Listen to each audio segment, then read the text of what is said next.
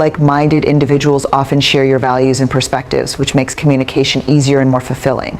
When you engage with people who understand your boundaries and support your growth, you reinforce positive behaviors and mindsets. This mutual reinforcement is critical because healing from toxic relationships can sometimes feel lonely or confusing. Having a circle that gets it provides encouragement and strength, helping you stay committed to your boundaries and self-care practices. It's also important to recognize that building this supportive circle requires intentionality. You might have to distance yourself from long-standing connections that no longer serve you and seek out new relationships that align better with your needs. This could mean joining communities, support groups, or engaging in activities where you meet people who share your values and respect your journey.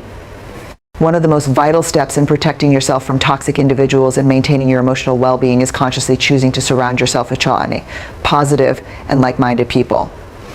Toxic people often isolate their targets, either by sowing distrust or by overwhelming them with negativity. This isolation weakens your sense of self and leaves you vulnerable to manipulation. In contrast, building a strong network of people who uplift, encourage, respect your boundaries creates a protective environment where you can heal and grow. Supportive people don't just tolerate your boundaries, they respect them. They listen without judgment, validate your feelings, and celebrate your progress. They provide a safe space where you can be your authentic self without fear of criticism or manipulation. Having such people around reminds you that you are not alone, that your experiences are valid, and that it's okay to prioritize your well-being. This doesn't come easily. At first, staying silent or walking away when someone provokes you may feel like weakness or even defeat. Your ego might want to prove them wrong, defend your name, or win the argument. But with time, you begin to realize that true power lies in not needing to win every battle, especially when the battle is designed to exhaust you. Emotional maturity is knowing when to engage and when to step back, when to speak and when to hold your peace. The more you practice sitting with discomfort, the more self-aware and self-controlled you become. You stop letting other people's chaos become your chaos. You stop being pulled into reactive patterns that drain your energy and distort your sense of self. This doesn't come easily. At first, staying silent or walking away when someone provokes you may feel like weakness or even defeat. Your ego might want to prove them wrong, defend your name, or win the argument. But with time, you begin to realize that true power lies in not needing to win every battle, especially when the battle is designed to exhaust you.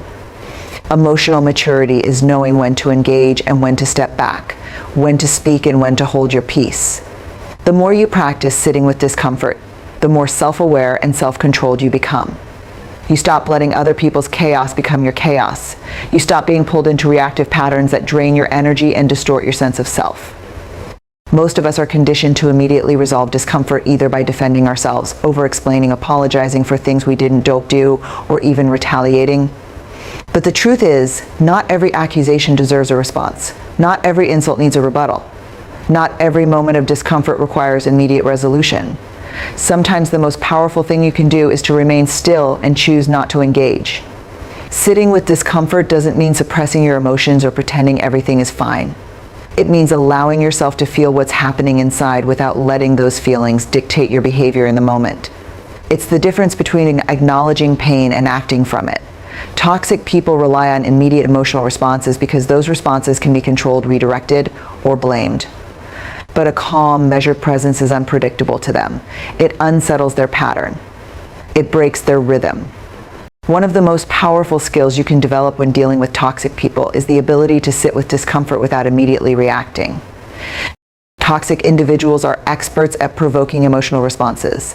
They push buttons, twist your words, bring up sensitive topics, or manufacture chaos, all with the intent of triggering you into a reaction.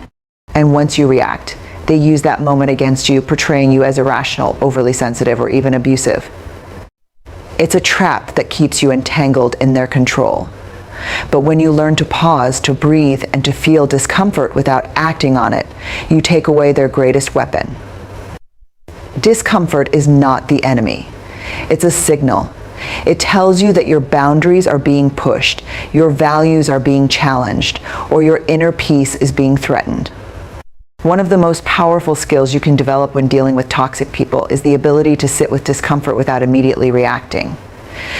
Toxic individuals are experts at provoking emotional responses. They push buttons, twist your words, bring up sensitive topics, or manufacture chaos, all with the intent of triggering you into a reaction. And once you react, they use that moment against you, portraying you as irrational, overly sensitive, or even abusive. It's a trap that keeps you entangled in their control. But when you learn to pause, to breathe, and to feel discomfort without acting on it, you take away their greatest weapon. Discomfort is not the enemy. It's a signal. It tells you that your boundaries are being pushed, your values are being challenged, or your inner peace is being threatened. Freeing yourself from the need to explain everything is an act of self-trust. It means you are secure enough in your values and choices that you no longer require permission or approval. It means that you accept that not everyone will like you, agree with you, or see things your way, and that's okay. What matters is that you are living in alignment with your own truth. When you stop engaging in fruitless explanations, you regain time, energy, and clarity. You stop allowing toxic people to take up space in your head and your heart. You don't need to be understood by everyone to be valid. You don't need to be agreed with to be right. And most importantly, you don't need to constantly explain yourself to someone who has made a habit of not listening. Let your boundaries speak for themselves. Let your distance be your statement. And let your growth be your quiet, undeniable answer. They benefit from keeping you on the defensive, constantly justifying your behavior and decisions, so you remain emotionally exhausted and easier to influence. And the more you try to prove your worth or righteousness, the more you stay stuck in a cycle of seeking validation from someone who has no intention of giving it. At a certain point, you must recognize that silence can be stronger than any well-worded defense. You are not obligated to justify your boundaries, your healing, your need for space, or your refusal to engage in toxic patterns. Your truth doesn't become less true just because someone else refuses to see it. You don't owe anyone a courtroom-style explanation for doing what is necessary to protect your peace. The constant need to explain yourself is often rooted in a desire to be understood and seen as good or fair. But when that desire is aimed at the wrong audience, it becomes a tool of self-destruction.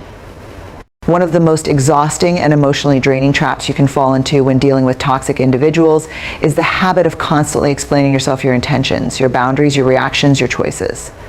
Toxic people are masters at twisting words, shifting blame, and acting as if your completely valid actions are offensive or unreasonable. They demand justifications not because they seek clarity or understanding, but because they want control. Every time you over-explain, you hand them the opportunity to manipulate the narrative, making you question your own motives and weakening your resolve. The truth is, people who are committed to misunderstanding you aren't looking for truth, they're looking for a reason to stay in control. No matter how clearly, calmly, or thoroughly you explain yourself, they'll find a way to discredit your words or distort your meaning. It's not about the facts, it's about power. It means you're taking back control of your narrative and no longer allowing your healing to be dependent on someone who hurt you. You start to create your own closure through reflection, through setting boundaries, and through building a life where their voice no longer echoes and no longer. You can grieve without confrontation. You can heal without an apology. You can move forward without understanding every why. The power in letting go of the need for closure from a toxic person is that you finally stop giving them space in your story. And in that space, you begin writing something new, something that's entirely yours, defined not by their damage, but by your strength. Expecting that kind of emotional maturity from someone who has consistently shown a lack of empathy or self-awareness only reopens wounds. Every unanswered message, every gaslighting conversation, every dismissive reaction reinforces the very dynamic you're trying to heal from. True closure doesn't come from them. It comes from you. It comes from accepting that what happened was real, that it was wrong, and that you didn't deserve it. It comes from understanding that you can't force someone to see your worth, no matter how much you explain or expose your pain. It comes from choosing to stop waiting for something that may never come, and instead turning inward to give yourself the peace you were hoping to get from someone else. Releasing the need for external closure doesn't mean you're letting them off the hook. It means you're letting yourself off the hook from the endless waiting, the emotional turmoil, and the false hope. One of the most emotionally draining habits people fall into after a toxic relationship ends, or even while it's ongoing, is the desperate search for closure. It's completely human to want answers, to want acknowledgement of the pain someone caused you, or to hope for an apology that validates your experience. But when it comes to toxic individuals, closure in the traditional sense is rarely possible, and waiting for it can become another form of emotional imprisonment. Toxic people rarely take accountability. They deflect blame, rewrite history, or pretend nothing happened at all. They may even use your desire for closure as another opportunity to manipulate or guilt trip you. The painful truth is that the kind of closure you're hoping from a toxic person, the kind where they genuinely understand what they did, feel remorse, and express sincere regret, is not something they're capable or willing to give. You'll find that with each honest expression, your confidence grows. You begin to see yourself not as someone who must tolerate toxic behavior, but as someone who is capable of shaping their own environment. Rebuilding your identity is not a quick fix. It's a journey. It takes time, reflection, and often support from those who affirm your growth. But it's also incredibly rewarding, because once you know who you are again, once you remember your own power, you become naturally immune to the tactics of toxic people. Their manipulation no longer works, their words no longer pierce, and their presence no longer defines your reality. You don't just remove toxicity from your life, you rise above it by becoming a stronger, more centered version of yourself than you ever thought possible. You are not the labels they put on you in moments of anger or control. You are not the version of yourself you became in order to survive their toxicity. Those versions, timid, agreeable, silent, were adaptations, not truths. To rebuild yourself, you must start peeling back those layers of imposed identity and return to your core. Ask yourself, what do I believe in? What makes me feel alive? What kind of people do I want in my life? What boundaries do I need to thrive? Reconstruction also means rediscovering your voice. It might feel unfamiliar at first, especially if you were conditioned to suppress your thoughts or hide your thoughts, your emotions to avoid conflict. But your voice, your opinions, needs, dreams, and boundaries are not only valid, they're essential. Start expressing them in small, safe ways. Say no when you mean no. Speak up even if your voice shakes. Create space in your life where authenticity is not just allowed but encouraged. After experiencing prolonged exposure to toxic people, one of the most overlooked but essential steps in the healing process is the rebuilding of your sense of self and identity. Toxic relationships often leave emotional scars, not just from what was done to you, but from how you began to see yourself through someone else's distorted lens. You may have internalized criticism, belittlement, or emotional manipulation to the point that you no longer trust your own instincts or value your own voice. The damage doesn't end when the person is removed from your life. It lingers in the form of self-doubt, people-pleasing behaviors, and an often distorted view of your own worth. Reclaiming your identity starts with realizing that who you are is not defined by how someone else treated you. But empathy that costs you your own well-being is not healthy, it's martyrdom. And martyrdom for the comfort of others only leads to resentment, burnout, and deeper emotional wounds. Taking care of your mental health also means investing in things that rebuild and nourish you. This could be therapy, journaling, meditation, time in nature, creative expression, supportive friendships, or simply rest. It's about becoming intentional with your time and energy, giving yourself space to heal from emotional damage, and surrounding yourself with people who uplift rather than deplete you. The more you protect your mental space, the more clearly you can think, the more confidently you can act, and the more resilient you become in the face of life's challenges. Ultimately, you only get one mind, one heart, and one inner life. When you protect them, everything else in your life begins to align. It means learning to check in with yourself regularly, asking how you feel after interactions, what drains your energy, and what brings you calm. It involves being brutally honest about who and what adds value to your life versus who and what causes harm. Sometimes this means saying no more often, stepping away from certain people, or reevaluating long-standing relationships that no longer serve your growth. It means choosing solitude over chaos, truth over tolerance, and healing over habit. It's important to understand that prioritizing your mental health doesn't mean you don't care about others. It means you care about yourself enough not to allow people to erode your stability. Toxic individuals often thrive by convincing others that self-prioritization is selfish. They manipulate you into believing that setting boundaries or creating distance means you lack empathy. Prioritizing your mental health is not just a suggestion, it is a necessity, especially when you have dealt with or are currently dealing with toxic people. Your mental and emotional well-being are the foundation for every other part of your life, your relationships, your work, your ability to enjoy the present and build a fulfilling future. Yet, when toxic individuals are in your life, your mental health often takes the first hit. You find yourself anxious, second-guessing your instincts, feeling inadequate, or constantly stressed. You might lose sleep replaying conversations or anticipating future conflicts. This constant emotional strain isn't sustainable, and over time, it chips away at your happiness and sense of self. Choosing to prioritize your mental health means putting your peace, clarity, and emotional balance above the expectations, demands, and manipulations of others. Distance creates clarity. When you remove yourself from the chaos of a toxic dynamic, you begin to see just how deeply it was affecting you.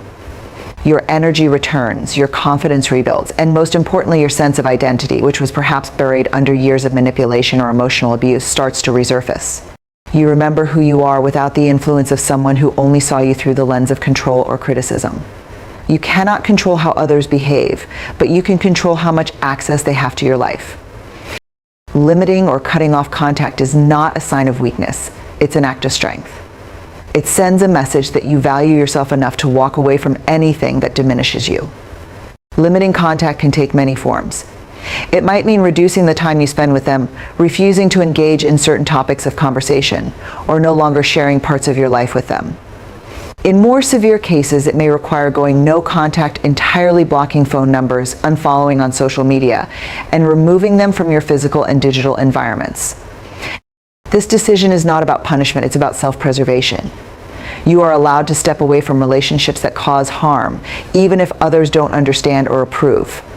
The guilt that often accompanies this step is a conditioned response, rooted in the idea that being a good person means being endlessly forgiving and available. But good people have limits, and good people deserve peace. If someone's presence consistently brings you anxiety, self-doubt, or emotional exhaustion, that's a valid reason to reevaluate the relationship. Limiting or cutting off contact with toxic people is often the most decisive and liberating step in reclaiming your peace of mind.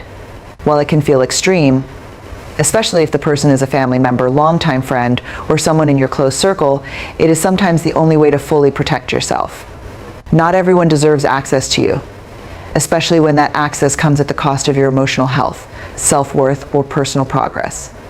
The idea that you must endure toxicity for the sake of tradition, loyalty, or appearances is a dangerous myth that keeps many people trapped in harmful cycles. The reality is that toxic individuals rarely change unless they're forced to face consequences, and even then, change is not guaranteed. When someone repeatedly ignores your boundaries, disrespects you, or manipulates your emotions, you have to make a choice: continue to tolerate the behavior and suffer the emotional toll, or distance yourself to create space for healing and growth. You might decide not to respond to a message, walk away from an argument, or leave a situation that's disrespectful. Each of these actions sends a clear message: your well-being is not up for negotiation. When you act in alignment with your boundaries, you show that they are not just words, they are principles that shape how others must treat you. This can be uncomfortable, especially if you're someone who's used to keeping the peace or putting others' needs ahead of your own. You may feel selfish at first or worry that people will think less of you. But here's the truth: people who truly care about you will respect your limits. Those who don't were only benefiting from your lack of them. The discomfort of enforcing a boundary is temporary. The peace it creates is lasting. You are not responsible for how someone reacts to your boundaries. You are only responsible for honoring your own needs. When you stop apologizing for protecting your energy, you reclaim control over your life. Enforcing boundaries without apology is where true transformation begins. It's one thing to recognize toxic behavior and another to set boundaries, but the real challenge lies in maintaining those boundaries when they're tested, because they will be. Toxic people often react negatively when they realize they can no longer manipulate, control, or guilt you into compliance. They may become angry, play the victim, or try to twist the situation to make you feel like you're in the wrong. That's when your resolve is most important. This is not the moment to back down or soften your stance. This is when you stand firm, without guilt, without explanation, and without the need for approval. Enforcing a boundary doesn't require rudeness or aggression. It requires consistency and confidence. You might say no without following it with a justification. These statements are not up for debate or justification. They are expressions of your right to control your own life and your own life. Clarity is key. Toxic people often exploit vagueness or hesitation. If your boundaries are inconsistent, unclear, or couched in excessive explanations, they will find a way to manipulate or dismiss them. That's why being direct is essential. You don't owe anyone a lengthy defense of your needs. A simple, firm statement is enough. And once you've set a boundary, sticking to it even when it feels uncomfortable is what gives it power. Toxic individuals will test your limits. They will try to make you feel guilty or dramatic. That's part of their strategy. But each time you reinforce your boundary, you teach them that your emotional landscape is no longer a place they can invade. You're not being mean, you're being clear. And clarity is what cuts through manipulation, confusion, and emotional chaos.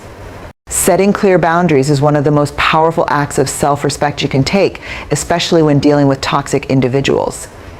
It's about deciding what behaviors you will and will not accept in your life and communicating those decisions directly, without hesitation or apology. Many people struggle with this because they fear confrontation, disapproval, or the loss of a relationship. But the truth is, failing to set boundaries invites continued mistreatment. When you allow someone to cross a line once without consequence, you teach them that your comfort is negotiable, that your needs come second, and that your silence is permission. Establishing boundaries starts with knowing your values and limits, what makes you feel safe, respected, and emotionally balanced. Then, you translate those personal limits into clear communication. That might sound like saying, "I'm not comfortable with how you're speaking to me." To break free, you must first learn to see these behaviors for what they are, red flags, not misunderstandings or your own failings. Pay close attention to how you feel after interactions. Are you drained, anxious, or confused? Do you constantly second-guess yourself after dealing with someone? Are you giving more than you're receiving in the relationship, be it personal or professional? These feelings are not random, they are signs your emotional boundaries are being violated. Learning to trust these internal signals is essential. Recognizing toxicity isn't about labeling people as bad, but about understanding when their behavior is unhealthy for you. Once you clearly see the patterns, you are no longer under their spell. You start to reclaim your power, one clear realization at a time. Recognizing toxic behavior is the crucial first step in protecting your mental and emotional well-being.